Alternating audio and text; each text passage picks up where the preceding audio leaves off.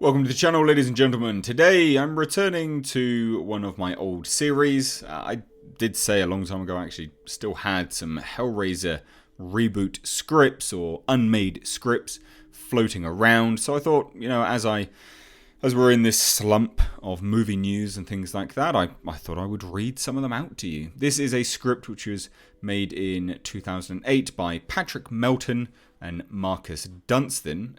Patrick Melton is perhaps best known for some of the Saw films and Feast, and Marcus Dunstan has worked alongside Patrick Melton, and they did so on this script treatment. It is just titled Hellraiser. Presumably, this is a Hellraiser reboot or Hellraiser remake. As I've scanned it and read it over before, there doesn't appear to be anything in particular which will link it overly to the previous Hellraiser films. Now, this is merely a script treatment, so it will not be a play-by-play, but it's fairly in-depth to a certain degree. So I hope you enjoy it, and if you do, then please do hit subscribe and make sure you turn your bell notifications on, because I don't really think anyone's being notified of my channel lately, or YouTube is screwing my channel. But anyway, let's dive right in, shall we? In the opening and over the credits, we see the box being created. Only the hands of the maker are seen, and the box is made from human pain and suffering. Crushed bone, boiling blood, and dried flesh. This is what makes the box the lament configuration. And we cut to China, 1054 AD. A terrorized man frantically tries to destroy the box, but before he can, a volcano erupts, burying him and his small town in burning ash and pumice. In the shadows, we see Pinhead. And we cut to present day. Professor Spence is leading a dig in the ancient Chinese ruin buried by the volcanic eruption. The man from the opening is found, and when his body collapses into ash, the box is discovered, having been clutched in his hands for over 1,000 years.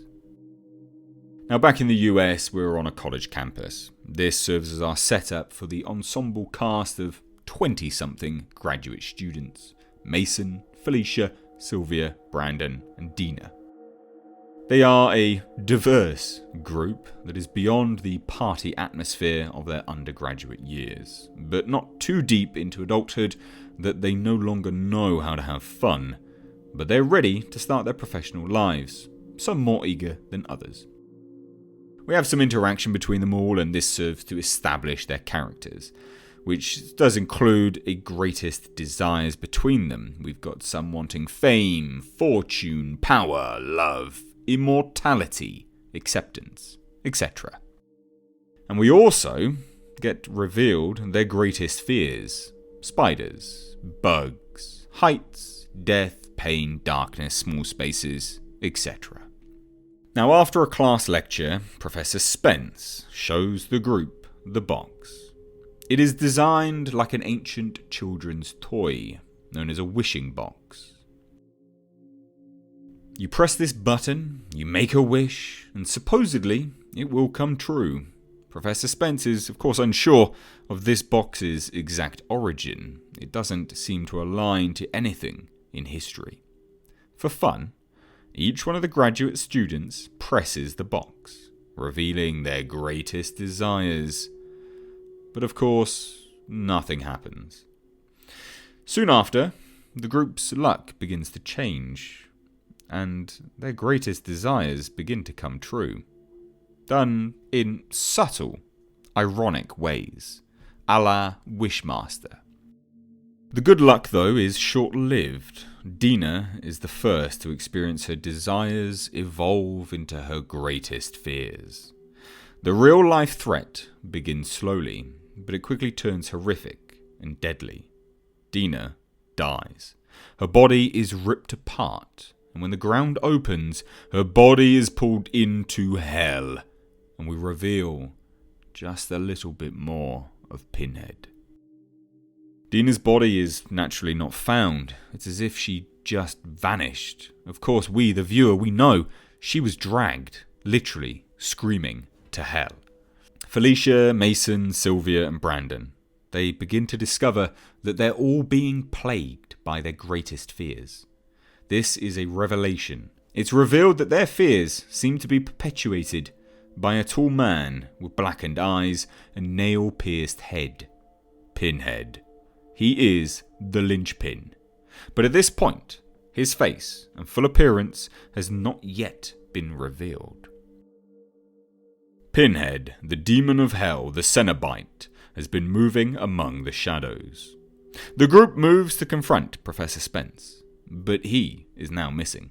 Felicia, the most innocent and level-headed, goes to talk with the police, but of course, naturally, they think that she is nuts, suggesting that she needs to go to see student health. The group, of course, becomes more desperate and vigilant, looking through Professor Spence's office and research. They are desperately searching for some clues as to what is happening to them. They learn that the box is actually part of an ancient Chinese legend. A demon supposedly created it, using the box to grant wishes and then drag people down to hell. And our group soon realizes that this sounds an awful lot like what is happening to them. With no one willing to believe or help them, the group uses their knowledge of ancient artifacts and hatches a plan to access the box, summon the demon, and destroy it. One of our graduate students is, in fact, a theology expert and claims that the plan will work. Unfortunately and naturally, the plan backfires. Pinhead shows up in full glory, revealing his updated appearance, horrifying and menacing. With a broken, strained voice, Pinhead ominously declares that what the group was going to face in hell, they will now face here on Earth. Now from here, obviously the group tries to flee the archaeology building, but they quickly realise that the building is now a house of horrors, Pinhead style. There's no way out, and the hellish threats that have been plaguing the group all along are now fully realised. In the chaos, the group gets separated. Brandon is the first to face his demise. He is torn apart.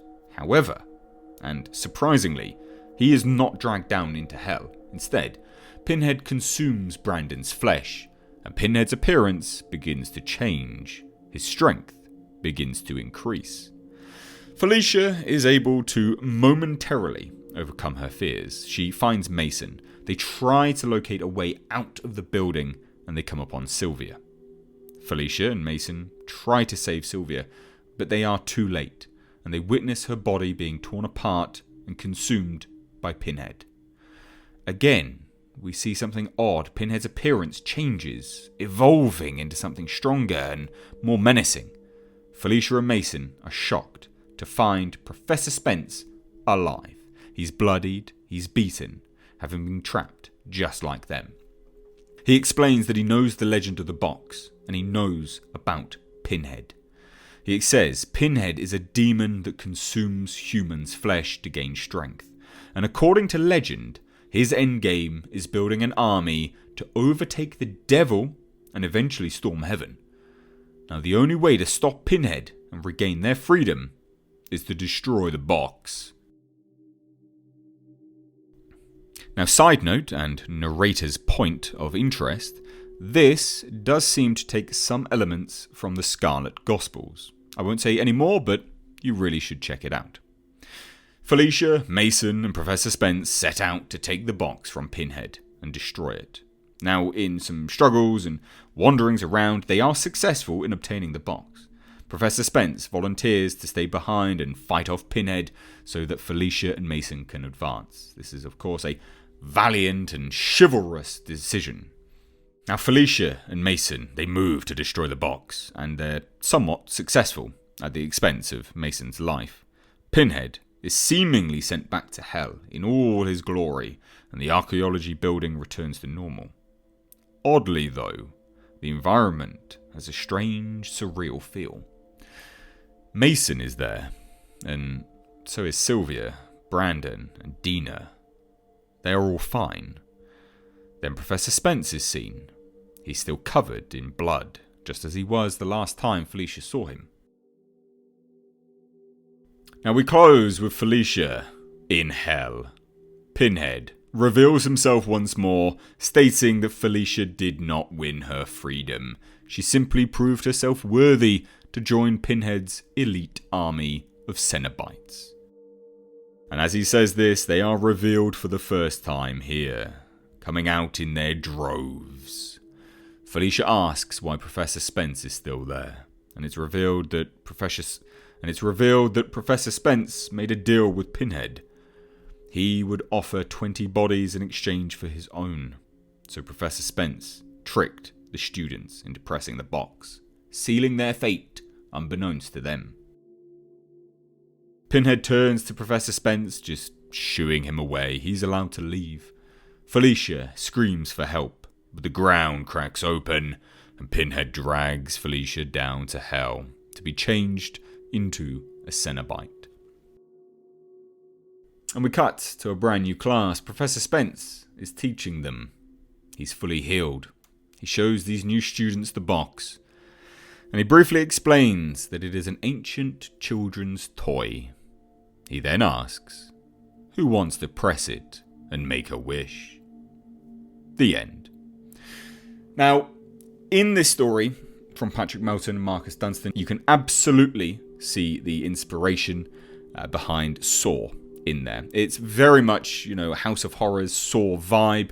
It is very much of that time in terms of writing horror, 2008, this sort of thing.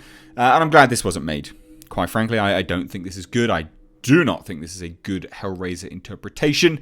And I'm absolutely glad that Patrick Melton and Marcus Dunstan don't do an awful lot in horror in this day and age. And I can see why.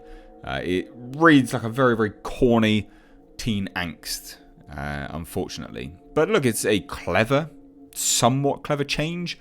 Pinhead consuming humans' flesh, it's not really for me, but again, I can see why this was potentially thought up as a thing to change and evolve and revamp the franchise. But I'd love to hear your thoughts. What do you think? Let me know down below in the comment section. If you're new here, do hit subscribe.